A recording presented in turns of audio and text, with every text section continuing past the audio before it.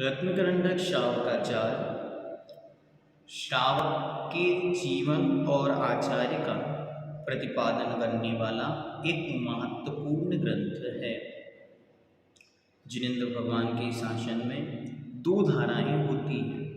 एक श्रवण धारा अर्थात मुनि परंपरा, मुनियों का आचरण उत्कृष्ट आचरण होता है। मुनियों के अलावा जो द्वितीय धारा है जिसे श्रावक धारा या श्रावक परंपरा कहते हैं, जो गृहस्थों में रहकर ही धर्म का पालन करते हैं, उनके लिए यह दूसरी धारा का वर्णन किया जाता है। इसलिए इसे श्रावकाचार मतलब श्रावक का आचरण, और रत्न मतलब रत्न, करंडक मतलब होता है खजाना। तो श्रावक के आचरण का खजाना जिसके अंदर है उसे कहते हैं रत्न करंडक शावकाचार। आइए आगे चलते हैं। 150 ध्यान से इसको नोट कर लें।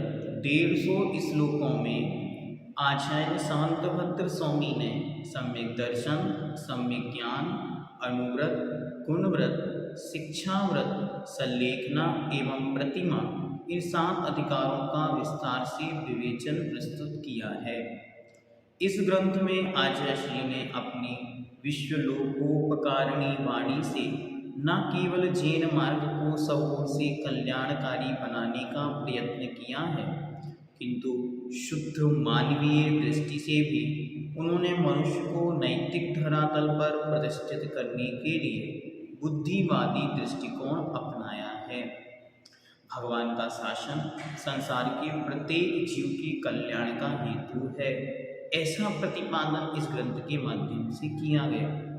शुरुआत में ही आचार्य महाराज कहते हैं, संसार दुःखतः सत्वान यो धरति उत्तमे सुखे। जो संसार रूपी समुद्र से दुखों से निकालकर उत्तम स्थान पर धर दे, उसका नाम धर्म है।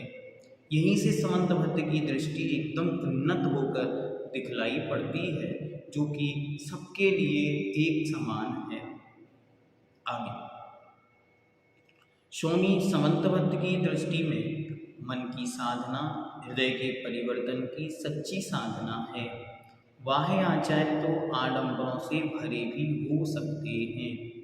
उनकी स्पष्ट देशना है कि मोही मुनि से निर्मोही गृहस्थ श्रेष्ठ है। प्रस्तुत ग्रंथ की प्रमुख विशेषताएं इस प्रकार हैं।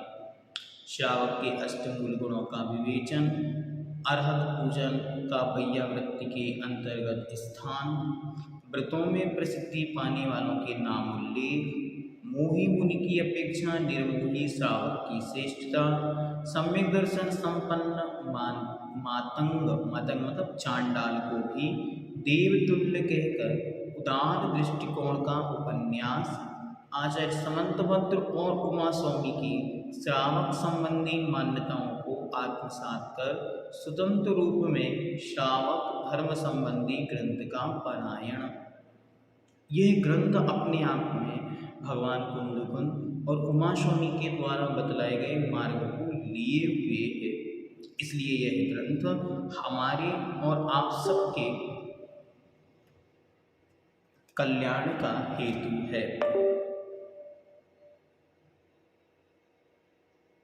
हम सबके जीवन को एक अद्भुत दृष्टिकोण प्रदान करने वाला है।